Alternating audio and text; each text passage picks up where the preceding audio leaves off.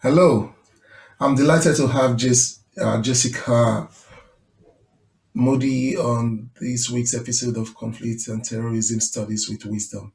She recently published a paper titled Ex-combatants Thinking Differently: Attitudes to Threaten the State in Post-Conflict Cote d'Ivoire in the Journal of Conflict, Security and Development. Hello, Jessica. It's a great opportunity to talk to you about your paper today. Hi, thanks for having me. Yeah. Okay, so we'll go straight to the first question. We'd like to know, our viewers and listeners on podcast would like to know the background of your research, what motivated you, what's your research question?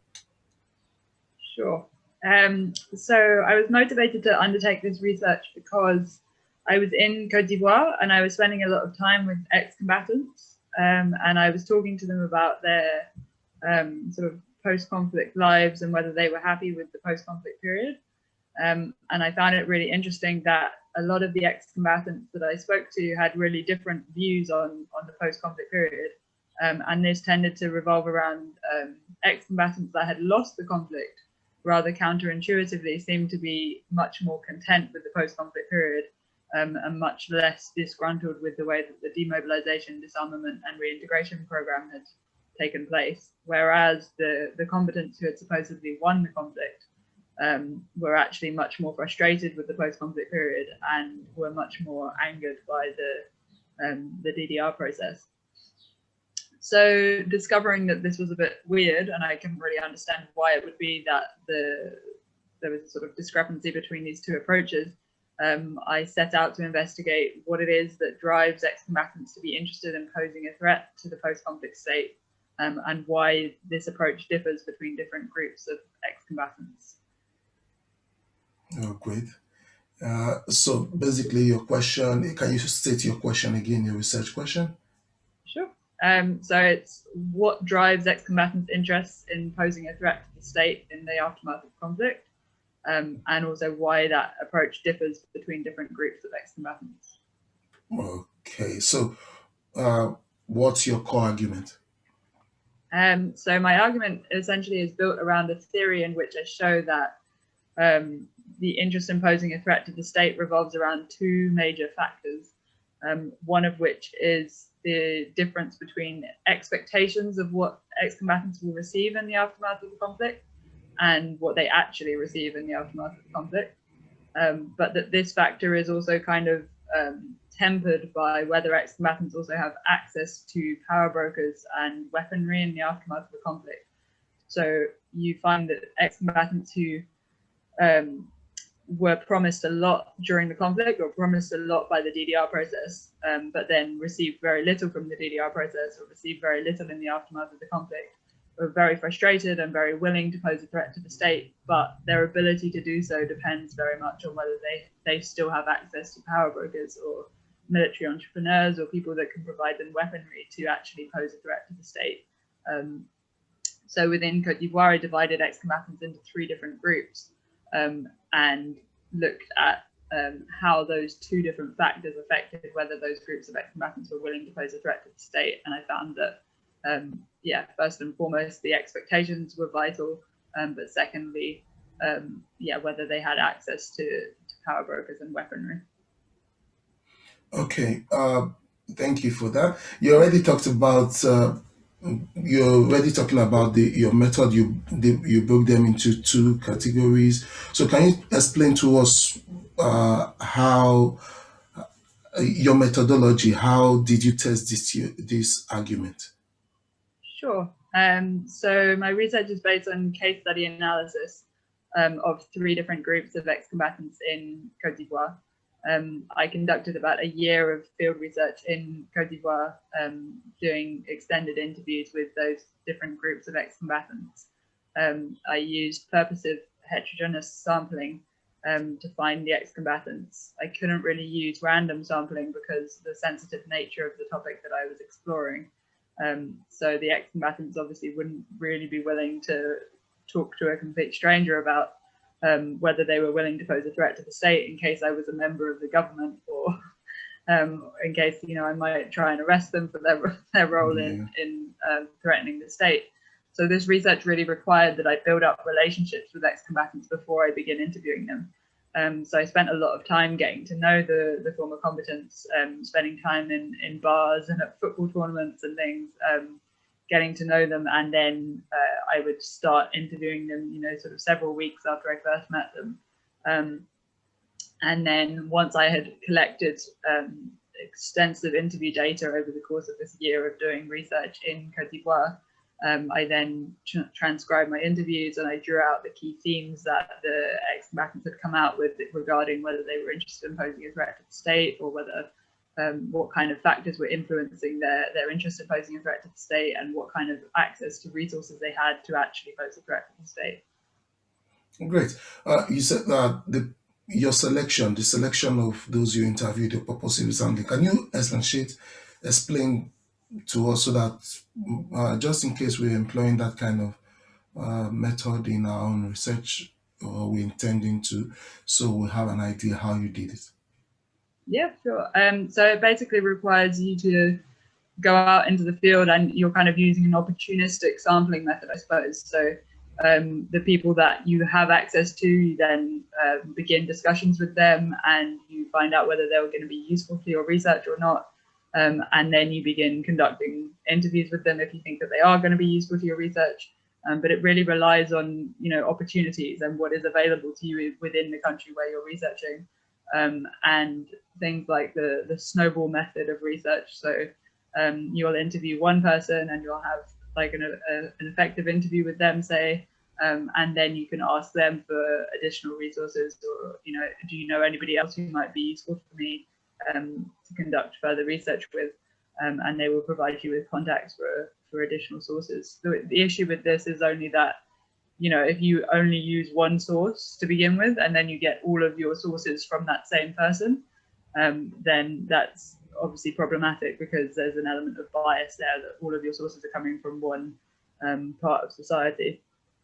So you have to continually seek out new sources of information and use the snowball method with all of them, rather than just seeking out one initial source of information and then allowing that to snowball on its own. Great, thank you for more explanation, for throwing more light on your methodology.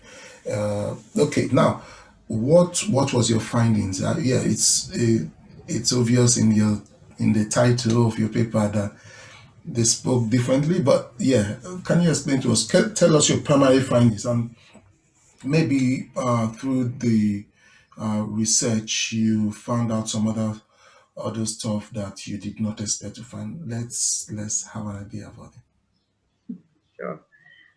So my findings showed that these, as you say, these three different groups of ex-combatants had very different approaches to threatening the state. I had the first group of ex-combatants that I looked at was the demobilized FN, who had supported the government during the conflict, but had been demobilized into civilian society at the end of the conflict.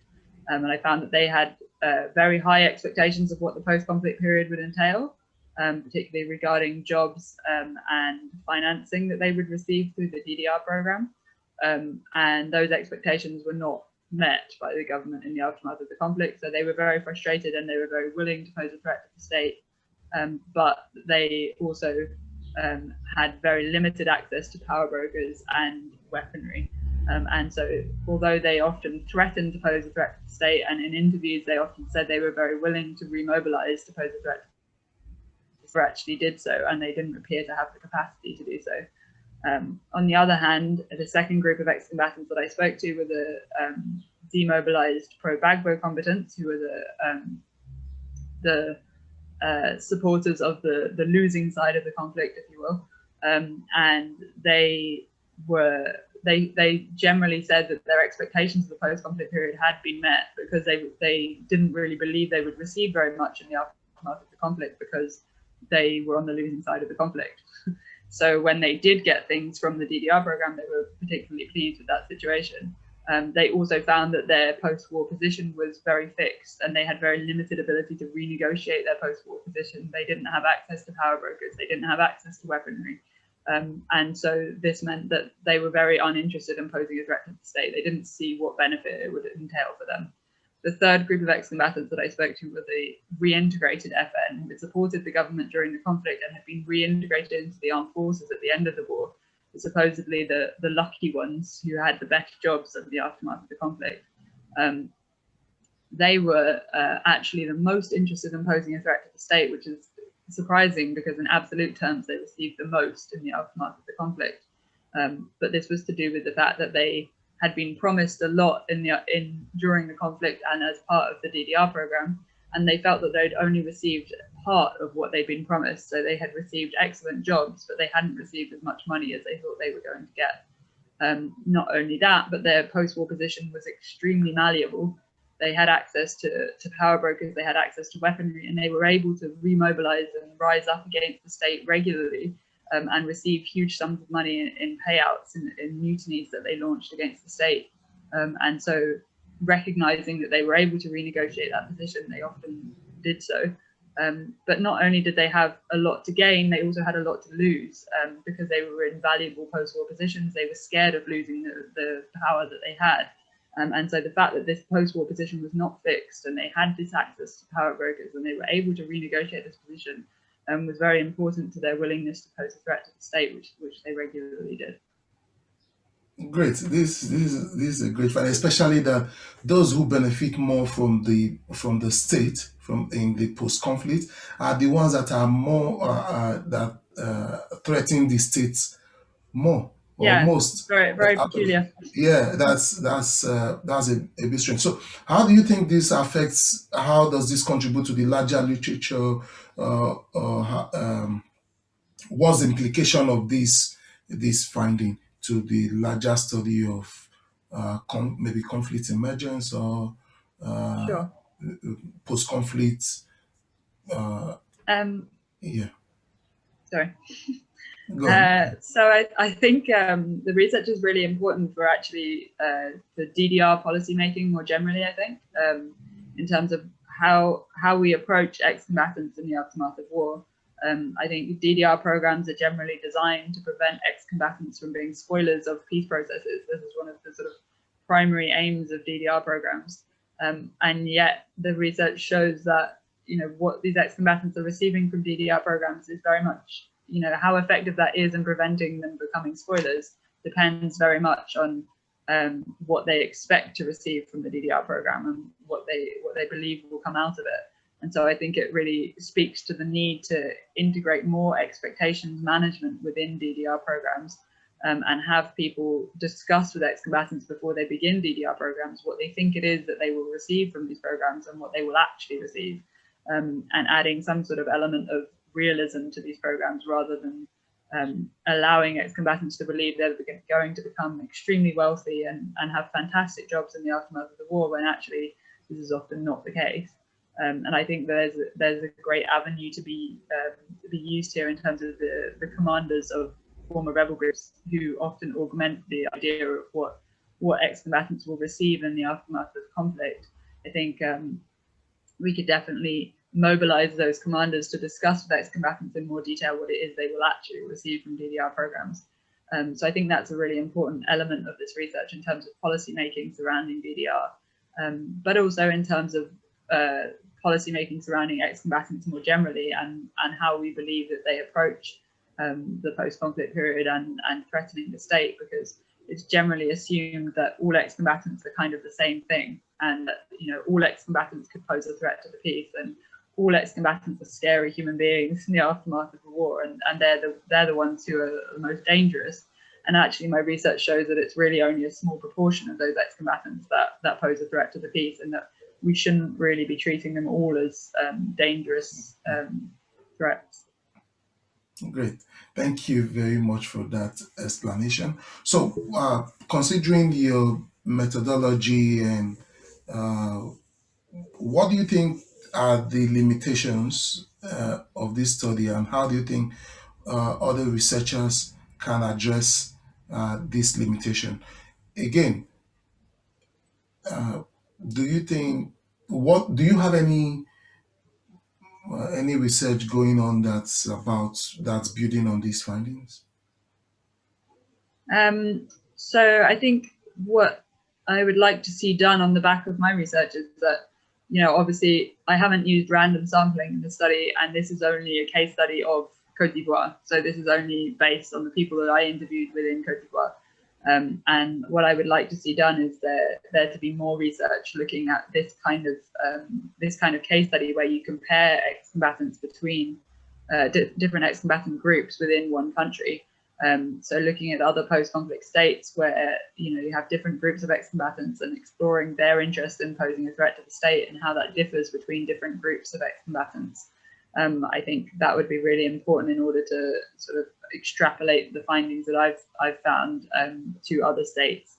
I think it would be really valuable to explore how this situation unfolds in other post-conflict situations.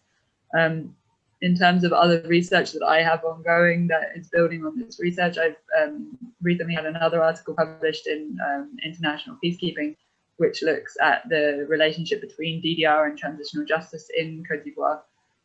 And this is kind of looking at a different angle of DDR, but also exploring what factors are involved when DDR is successful and what limits its success in post-conflict countries.